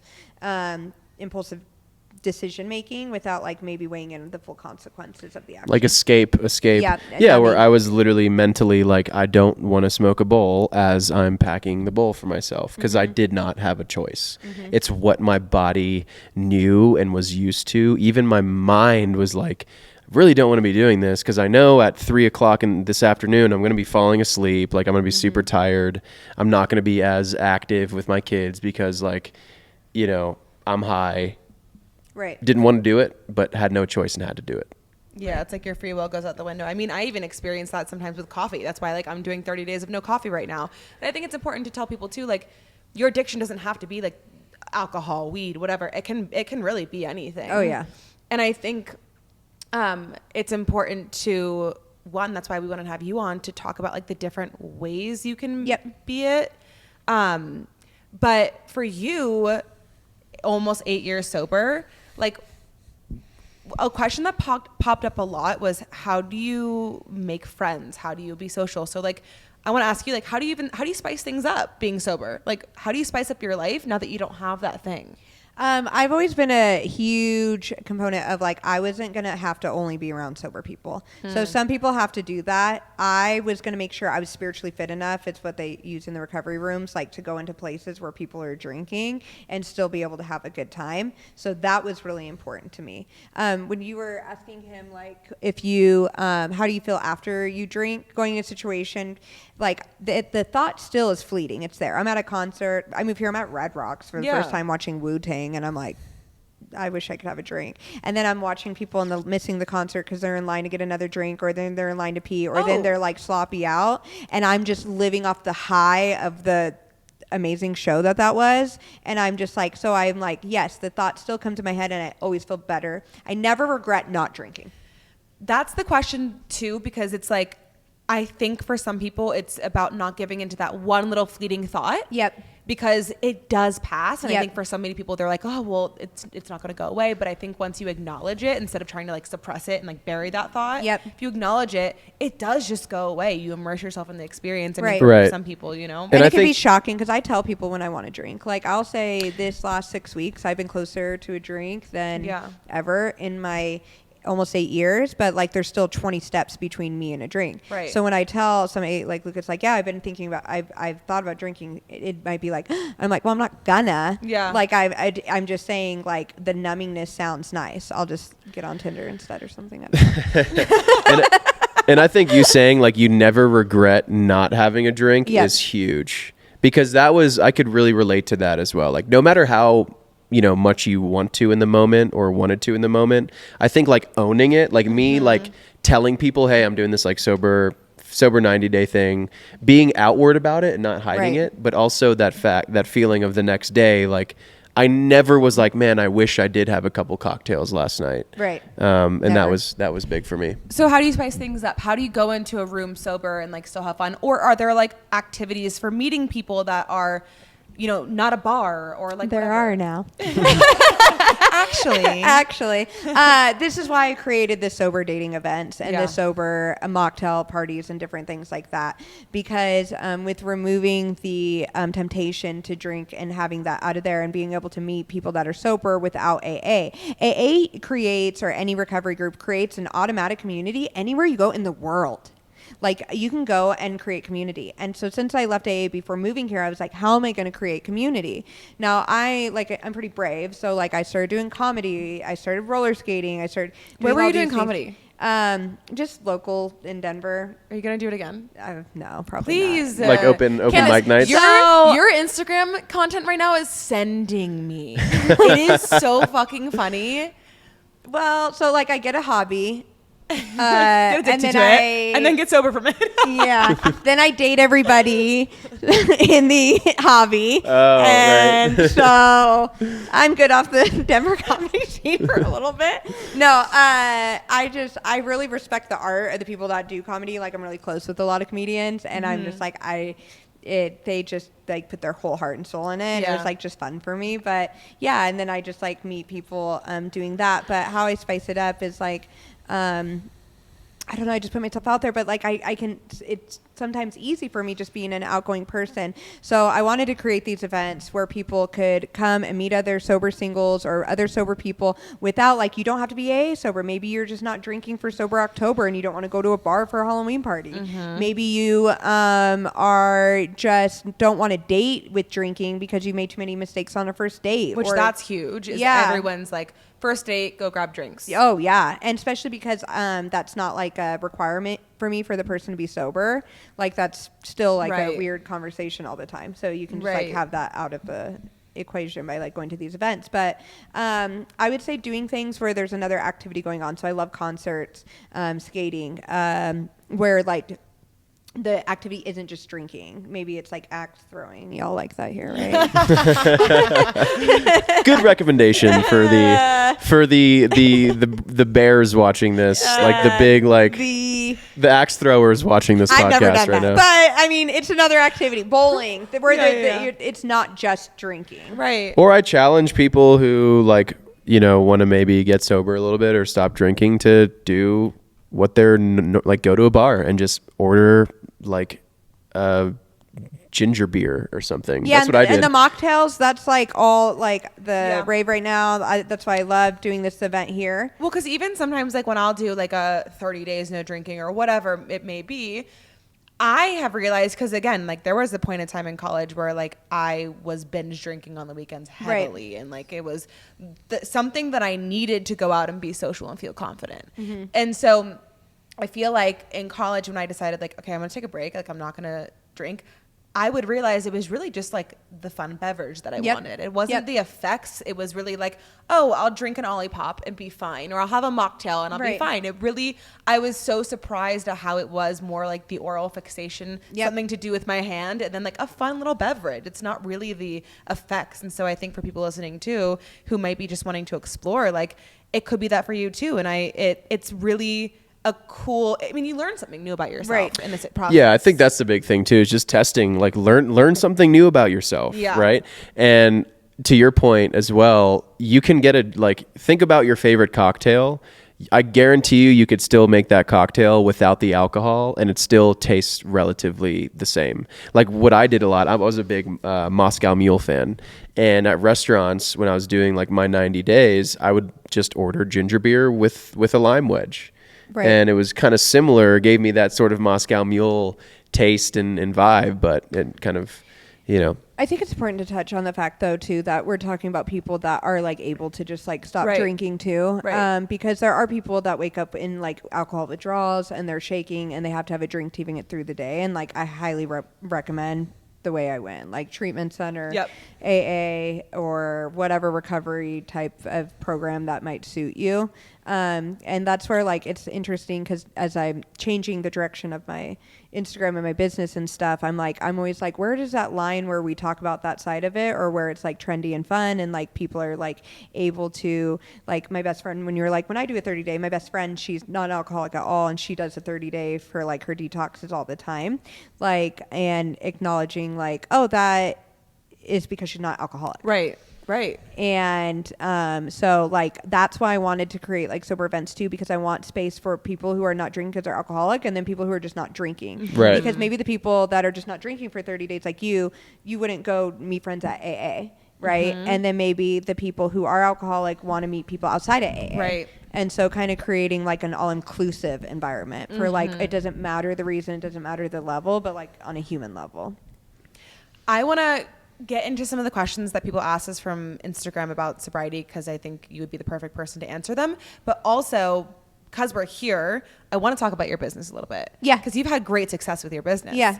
And I think that, you know, you leave this kind of cushy sales job to start this thing with, you know, risks there. Yeah. Talk about your recipe to success in your business. I call it the single mom syndrome. I put myself in these situations where I have no other choice but to succeed. Yeah. And I really say that because I will get a lot of students or clients that are like, how did you do it? And I was like, I didn't have a choice. So when I started this business, I had moved to Denver. I left my husband. He left with everything. He was the sole income provider because I was still sick on and off. And I went down to my apartments and I was like, hey, I have no income. I need to live here still. What do I do? And they're like, you have 2 weeks to come up with $5,000 to be able to stay in this apartment. And I was like, bet. And I'm going to start my business. So I bet on myself. And I just created a mentorship program for like spiritual mentorship with breath work and things like that. And just like put all my eggs in one basket. And it kind of took off from there. But I would say definitely my sales background has helped in all that a lot. And you know, authenticity, being myself online, knowing my story, owning my story. I'm a firm believer in like, you can't call me a hoe because I've already called me a hoe. Like you can't call me a junkie because I've called me a junkie. Like this is just who I am. And if I have integrated the truth and like know my truth, nobody can come at me and say anything. And I think that's what struck with me a lot with you too. You're like just the realest motherfucker like I've ever, you know, one of the realest motherfuckers I've ever met. Like, yeah. You know, Well, I didn't work with you for business coaching because you had this like pristine little, you did have a great website. Yeah. But like, it's not because you had like all of these like bullet points, but this is the way that I was going to help you. It was like, we vibed, you believed in me, I trusted you, and I saw that you were successful. I was like, done. Done. Yeah. And it's so interesting and like so divine that I remember I was in the bath when you messaged me. I'm always in the bath. Yeah. But, I was in the bath and you messaged me on Instagram, and I had like been toying with the ideas of putting packages together for business coaching. And I think so. One of the things my husband like took is the car. I didn't have a car, and I needed a certain amount to like put down on a car. And that day I was like in the bath and I was like, what am I gonna do? How am I gonna get this car? And you were like, are you taking on clients? And I was like, yes. And you're like, how much? And I gave you the amount and you were like, done. And it was the exact amount I needed for the car. Whoa. And it was just like, okay, this is divine. This is what I should be doing. Like it was. Talk about that too, pitching yourself. Cause I think that's for people who are entrepreneurs or even in the coaching space or anything in general where you're creating a price point for people. Like how do you get the confidence to even be like, this is what I'm charging? Fake it till you make it. Well, because like there are certain people who I could look at and be like, I'm not paying you that amount. Yeah. But like you said it and I was done. Yeah. You know? I actually divide my price per my hours. So I have an hourly rate that I believe in and that feels good to me. And is what I would pay people for what I do, an hourly rate. And then so I take the programs and then I put how many hours I'm investing in it at my hourly rate. And so that's how I kind of got over that moral issue that I had of like, you know, $150,000 for 6 sessions with me or like something crazy like that. I'm like, well, this is my hourly rate. This is how many hours you're getting. Right. So then there's like no confusion. Right. You're actually just paying for my time. Right. So whatever we create in that time is fine. And there's no like under promise, over deliver. Right. You're just having access to me, which was a weird concept to like people are paying for access. That's weird. But I'm over it now and feel good about it. Yeah. And then, so you start your business. You started it in Washington? Here. You started it here? Yep. And how long have you been doing it? February will be 2 years. Okay. Do you think it was a lot of like throwing spaghetti at the wall at first? Yes. Because I think that's the biggest thing for a lot of people is like, how do you even start? Yep. So for you, like what tips would you give people to just like starting something? If it's a passion project, if it's been like this idea that they've had, what are your tips to just like starting? Like I said, I didn't have a choice. Like I knew that I could always go back to work. I could go back to another gym. I could do whatever. So I just worked the hours like I was going to work every day. Right. Whether that was posting, it was posting. It was like, so, you know, it's like, yeah, I was going to open mics, do comedy. And I'm like, ha ha ha, you should try breath work. Like my friend Jeff, the photographer, like that's how we became friends. I was like, try some free breath work. Like I was just like offering it to people. I just believed in it so much and believed what I was doing so much. And I knew if they would try it. And like, that's how Scream Church started, is Jeff did breath work and he's like, okay, that was great and I cannot afford to pay you, so if I get 10 friends, can we come on Sunday and do it? And I'm like, yeah. And now I have a Sunday event every Sunday that came out of that. Which, like, the name is just so kick-ass. Scream Church on Sundays. Like, I love that. Yeah, it doesn't get better than that. That's No, for sure. I love that. Okay, and so now you're pivoting a little bit. Yeah. I think that's also scary because Oh, I think, like, yeah. Did you have a moment, because one of the terms that we like to use on the podcast is like burning the dish, meaning like you maybe had a failure or like didn't quite succeed in this area, but you learned something from it to create the recipe. So like for you with this pivot, was there a moment where you were like, oh, this is me like failing, or were you just like, I need to pivot and I know that this is the next thing that's going to make me succeed? I would say I'm like almost in that moment now, and I wouldn't necessarily say failing as much as it's just like really uncomfortable. I just like have been doing a lot of self work with like one of my coaches, and she said, you know, like you don't have a lot of capacity for joy. You're just constantly working with people through their trauma and all this, and like where's your capacity for joy? And that's why I created the sober events, and like doing this is like breath work and stuff, we're gonna work through the trauma, we're gonna find your inner child, but like if you don't integrate it with some fun, like what's the fucking point? Were you enjoying it towards the end of it? I mean, I still do Scream Church. I love Scream Church. I think breath work is huge, especially of recovery coaching clients, because they can tap into that stuff, and it's important, but it's also important to like create joy. So I still always enjoy it. But I just like got this message so strong that was like, it's time to pivot. And, like I said, my coach, it's intuitive, and she was like, you gotta make a change. And like I had my first 2 sober events recently, and I'm just so lit up afterwards. And that's how I know awesome. like it aligns is like, well, that's exactly what I remember. Whenever I had the idea for this podcast, it was our last call of our program. And I remember you being like, I haven't heard you this excited. Yep. And I think that was the biggest thing where it gave me because I do this thing where like I do this thing where I like make up my mind about something, but I'll go to every single person and tell them and be so lit up by it and then get their reaction and see what they say. Yeah. And it's not going to like persuade me a different way. I just want to hear like what they have to say about it to almost validate me. Yeah. And this excitement and like see my vision and get there with me. And when you were like, no, I love that. Like, it just gave me a lot more of that permission to be like, okay, I'm going to put all of my eggs in this basket. And you're like, Lucas, we're starting a podcast and we're going to be famous and we're going to make this happen. You have no choice. I kind of bullied you into it. Well, I mean, you went through like 8 different ideas. Oh, yeah. In like a 3-month coaching of what you were going to do with your life. That's me. And this was the one that was just like, made the most sense. Yeah. So I want to get back to sobriety, because there are a lot of questions that we got from Instagram. And I think like the biggest one, there was one person who was like, it's getting harder over time. How do you stay consistent and not break that streak? And I think something that you were saying earlier was like those principles kept you from coming back. So maybe like talk about maybe people who aren't in AA or something like. Yeah. And I think these questions these people could really hear you just like coaching them, just tell it like answering these questions. Like if I were just, if we were in a session together, just being like brutal, like, I think. And action. So if it's getting harder over time, I would definitely take a look at like what areas of your life are like bringing you joy, and like what maybe elephants in the room that you aren't like dealing with in your life right now. So I'm curious. I wish I knew more about the person, how long they've been sober or what was going on in their life. That might be like the perfect time to get a coach. So like, even though we did it to help you to start sobriety, I'm really starting seeing an influx of people that are like, hey, I've been sober for a little while and like my life I'm not happy. I don't have joy. I don't have whatever. And that's when I suggest that would be a time to get a coach, join sober groups, sober softball. I mean, there's different things like that. Like, what joy are you bringing in?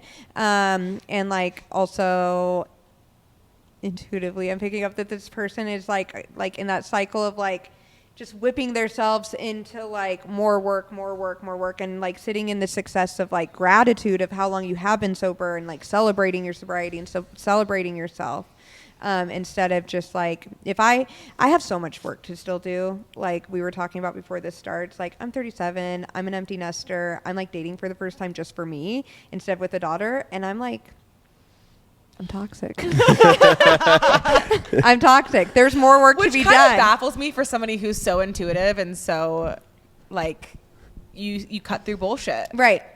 You're It's like also you're fun. like a little Yeah, girl. yeah, Yeah, yeah, you're like yeah. a little girl again. You know? You're like, I'm like an 18-year-old. But it's where the dating. ego comes in, and it's like hard to really get past the ego.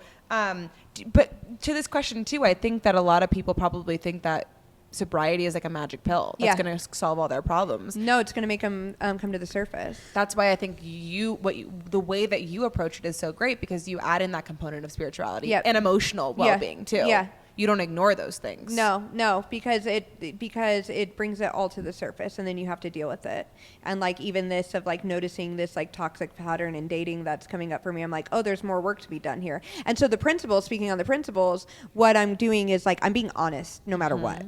So even though I like, because in dating for myself, I'm a salesperson. I want to like sell you, close the deal, ink on the line. But I can't. So because I have to live an honest life. I have to be honest with where I'm at and vulnerable and all that, even if it's uncomfortable. Somebody asked replacements for weed. What are your thoughts? I love Velvet Root CBD pre-rolls. It's a local brand by my friend Laura. So for that oral fixation, it's like herbal CBD rolls and a great product. So I recommend that. But there's also other CBD different types of things like that. Sometimes like for some people, maybe using a mocktail or a CBD pre-roll isn't the best right away, because you want to maybe build your muscles into knowing that you don't need anything before adding it in. But those are some things if you're like looking for that. Do you think in terms of like, so if it's not really like the replacement physically, I know we were talking about like coaching and breath work and things, but are there any other like self-care modalities that you think will help people with addiction specifically? I have to do all of them. So therapy, breath work, spirituality, working out, yoga. Like I have to journaling, meditation, finding what works for you. Yeah, working out was a big one for me. Yeah. Because I had to like, for what was that question? How to not break the streak. No, the weed one. Replacement for weeds. I mean, for the weeds. For the weeds. One weed, please. We don't love the weeds. My big replacement, because that was also not only, it was a daytime routine, but it was a huge nighttime routine because I was, on at work, and I wouldn't smoke in the morning every day. Like when I had client Not calls. weekly, actually, you didn't. Yeah, no, when I had client calls and when I was on, doing my actual job, I was never high, but I would get obliterated when work was over. And so I... Sorry, I'm just thinking, I'm like talking to him, like, what are we making for dinner? I'm like literally upside down. Like, where I changed, my nighttime weed habit into like a nighttime going to the gym habit. My biggest thing was, how am I going to sleep? How am I going to fall asleep without getting high before going to bed? I have smoked before going to bed for years and years and years. Like, how am I going to do this? And it turned into me getting super high before bed and sleeping, to doing like late night gym sessions and just working really hard at the gym and like getting physically tired at the gym, where I would just get home, drink a protein shake, and then just, because I was so physically exhausted, that's what put me to sleep. So, Amanda, how was it for you when he was smoking weed, but he was home? Right? So you might still, even though he was like, hi, I got that reprieve after being with the kids all day, running a business, where then at least he was home, maybe you could take a break or take a walk, and then he stops and you want him to be sober, but then now he has to leave the house to go do this thing. What was that like for you? Also, this is not my podcast. I love that question though, because it's important. Yeah. It's a great question. But for me, anything that he does for himself, I'm his biggest cheerleader, and I don't care if that means I have to pick up the slack. Right. Like, because here's the thing, when he was high, he wasn't the biggest help either. Because like you would be high and functional, but I would have to tell you to do something 5 times for you to actually do it, because you would be distracted, you wouldn't hear me, you would just be like, bless your heart. But this man, literally, he already takes a long time to cook, right? Yeah. He would take like 2 hours to cook our dinner, because he loves to cook our dinner. And so he just gets so lost and zoned in. And so when you were smoking, it would just be like, you couldn't even I couldn't talk to you while you were chopping onions, because he just wouldn't hear anything. So like I would be, the kids from 5 p.m. to 8 p.m. Everyone knows that's like the witching hour. So I would be like they'd be rambunctious. I'd be like you would help. I would but, definitely like, help. I mean, I'd be present, no, but you not were. present You at the same time. You were there. You weren't there. Right. And I couldn't have a conversation with you. At the end of the day, too, like, you're my person. I want to, like, vent to you. I want to dump how I'm feeling in my stressful days and whatever, and you're just not listening, and my love language is quality time and, like, acts of service. So, yeah, it was more like when you left to go to the gym, I loved it because you were doing something so good for yourself. And I knew that it would mean that you would show up better for me and our family. You were a really hands-on dad, but you just weren't, like, present like I knew you could be. Right. And so I think, yeah, for me, it didn't matter if you had to be out of the house. I knew you were doing something to show up better eventually. You know? Yeah, and I only and then I've sort of transitioned to like not necessarily working out at night anymore because of that.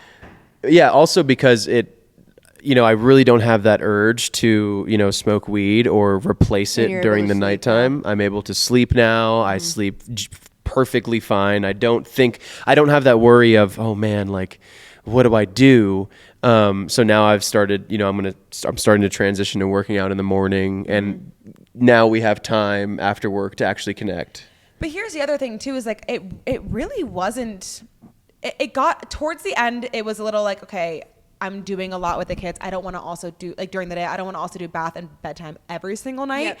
Most of the nights you would do bath and then I would put them down and you would go. So you were going later anyway. Oh, okay. Yeah. It wasn't like That's he nice. was gone for dinner. You were gone for dinner, but it wasn't like he would get off of work, cook dinner for us because he loves cooking and he's a better cook. And then he would bathe the kids and then he would go. And then when it was like nighttime routine has started, that's when I would say, okay, babe, Yeah. like I'm going. So you guys made it work. So we and made figured it Yeah, work. we made it work. We made it work, but I also think that like it was temporary, and the fact that like I knew you were doing something that was going to help you be a better person, like why would I not support that? And I think, I don't know, it was just it wasn't hard for me to be like, yeah, go do your thing. And I think that's something that it's so rooted in our core values, and why we like work is because it doesn't matter if it's that or whatever, is we are so, it's almost like we care so much about like preserving our individuality. Yeah. Like I think Yeah. that's huge, especially having kids young, and like, I rarely see it in couples. and also like clients I have. figuring out who we are. Like we're married, because we love each other and we are best friends and we, have 2 kids together, but it's so much more than that. And we're also 25-year-olds who Right. like, I want to look hot and go out with my girlfriends and like do my thing, or like go to a coffee shop or work out or go on a trip. And you want to do the same thing without that meaning that we can't also have a great, healthy relationship. Right. Yeah, I will say you've always kind of stood by me, just kind of doing my own thing for myself. Like I think that's something that that you find attractive. Yeah, 100%. Oh yeah. Yeah. And I mean, even like when you're going to the gym, you're like, you're working on your body. You're like, I think for me, like you being like, nah, I'm focused. I got a goal. I'm going to do this for myself. Yeah. That is so attractive to Absolutely. me. Someone who's like, I want to figure, because I also really value like success and ambition and drive. And when I see that in somebody else, I'm like, I want to be around you. And that was And something autonomy. you preached a lot to Yeah. me too. You were Yep. like, you need to be selfish during this time. Yep. Like you cannot, if you're doing something that's one positive and Yep. something to get away from the weed, like you need to set Amanda straight and tell her like, this is what I need, Yep. and that's something I feel like you really preached and helped me kind of do as well. And I knew it's going to be easy because I knew her, and that she would like that, but also like changing your brain into thinking like, okay, is that an excuse to not do what I need to do, or is it like it's a fear? Is it rational, irrational? I think it's rational. Why wouldn't you think your wife would it be upset for her to have to do it all day and then all night? That makes sense. But if it's temporary and if the reward is greater. Well, I think it's also an interesting conversation that we have all the time, actually, is because he is a naturally more selfless person. Yeah. I'm a naturally more selfish person. Yeah.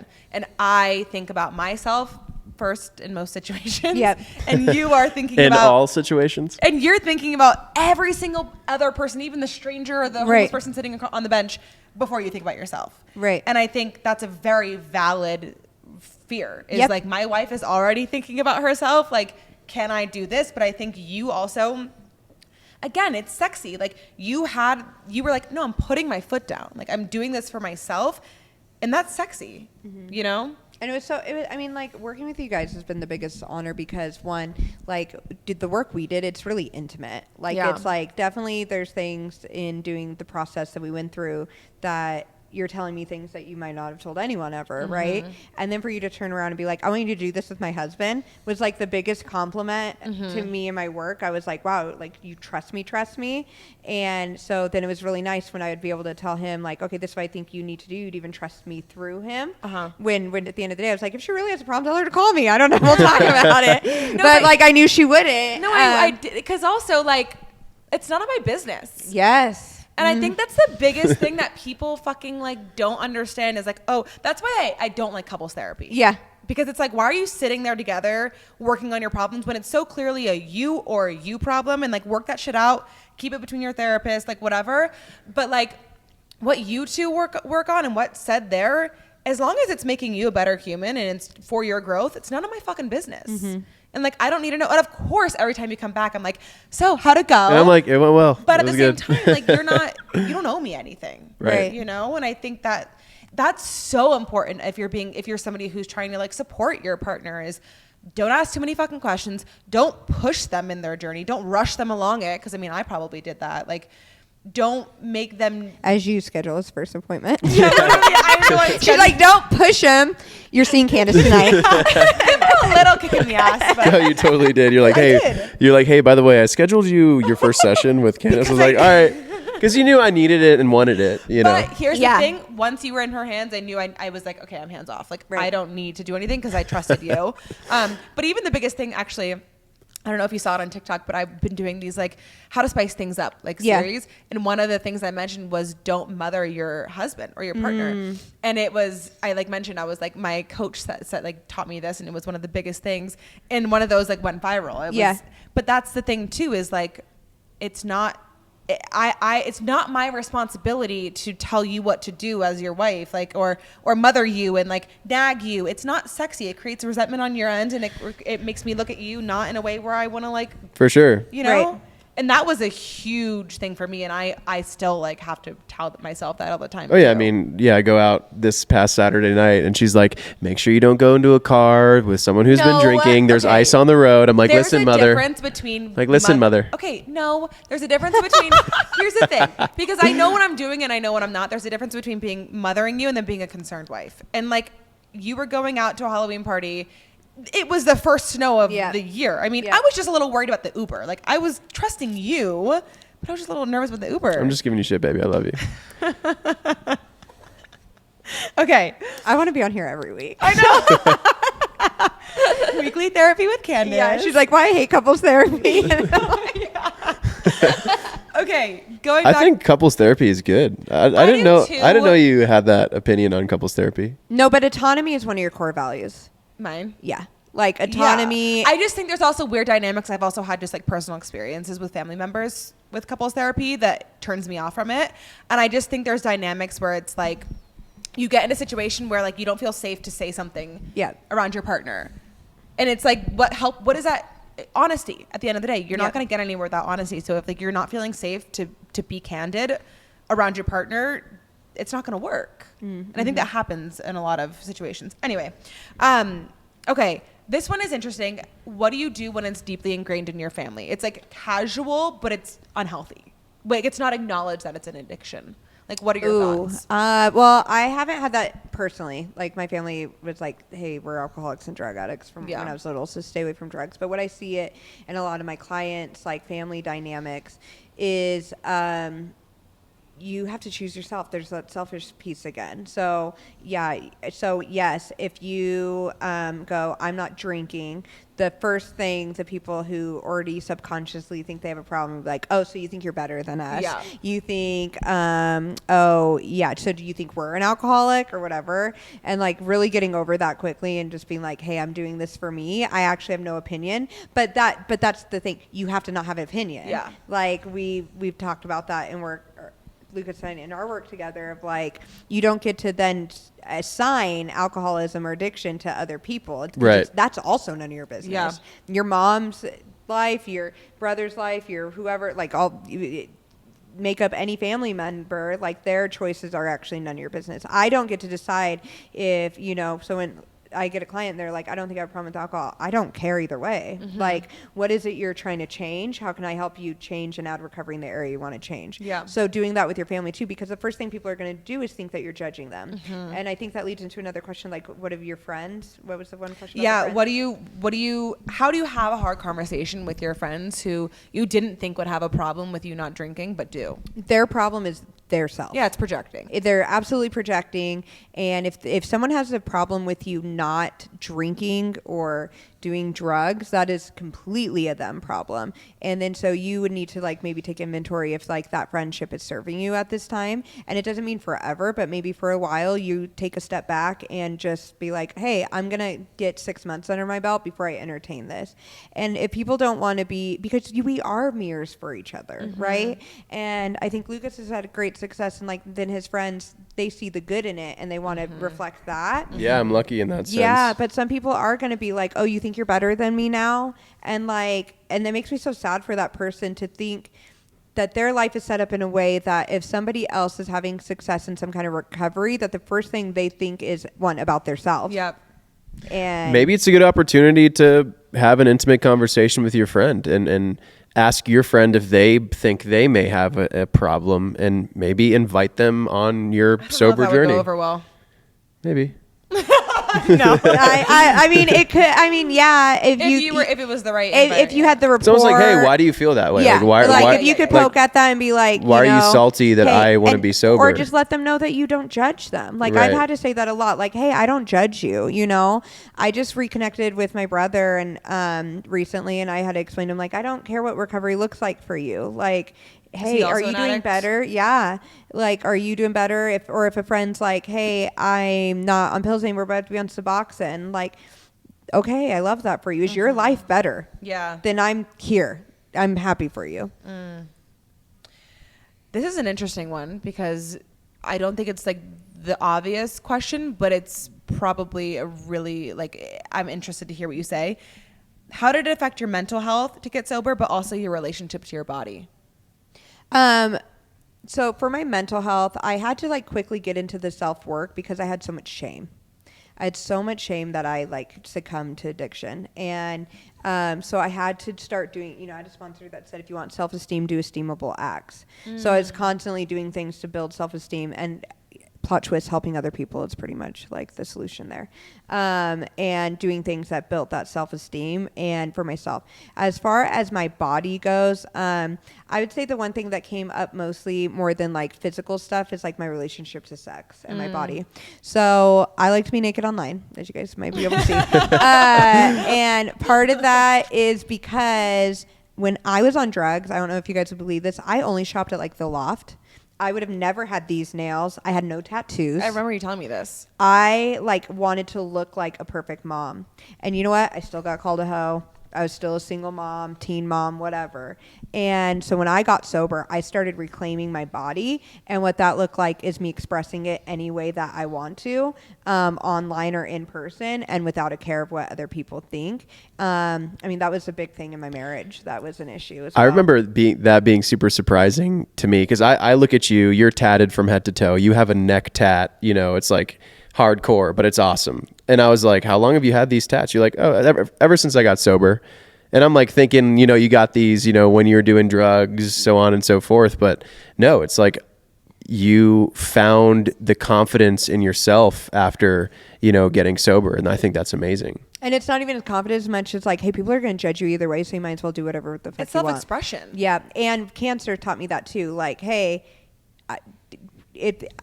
I'm never going to like go to a cancer surgery and be like, I wish I would have cleaned more.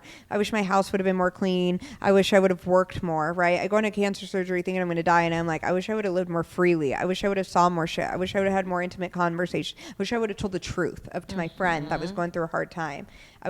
That's what I wish. So like, it's like kind of like this YOLO attitude to my life now, but that I think is also my secret to success in my business and whatever is people are like, how can you live so freely? And it's like, I just do, because you know what, it doesn't actually matter at the end of the day. I feel like this is probably a big thing for women who might be addicted to something or just maybe struggle with their relationship to substances because they struggle with their relationship to confidence. Maybe it's like a college thing or whatever. I know a lot of people like need to get drunk to feel sexy or like need to get drunk to have sex. So like for you, maybe if you could share some like tips for people on how to maybe reclaim their body or just like work on their body image. Right. Somatics. So breath work, scream work, like that's the number one thing my clients are getting is that like confidence.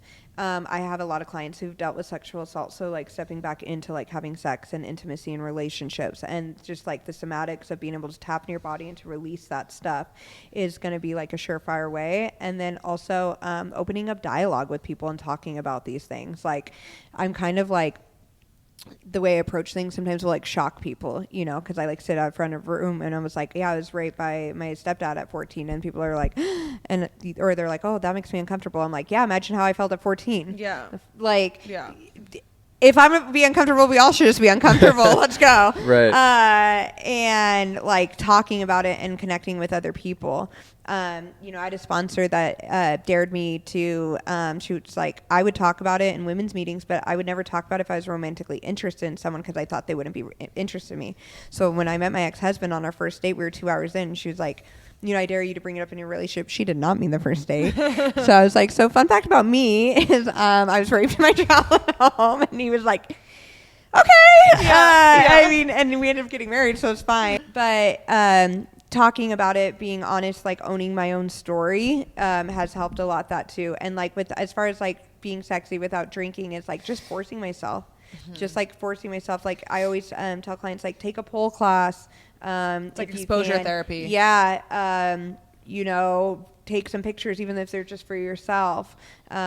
Just try something new. And there's like a crazy like kink world out here. There's so much research and, you know, but yeah, I would definitely help people with that too. I think it's something that even comes up a lot with like my clients, whether it's body image or not, is the hardest part for people is not the awareness piece of like, oh, I have an issue with my body, or oh, I don't like my body, or I have these beliefs about my body. It's the embodiment phase of like, okay, now that I know this about myself and I know that I want to change it, how do I actually do it? And I think this can go for sobriety as well, as like, how do you actually embody? And what I always say is you have to just do.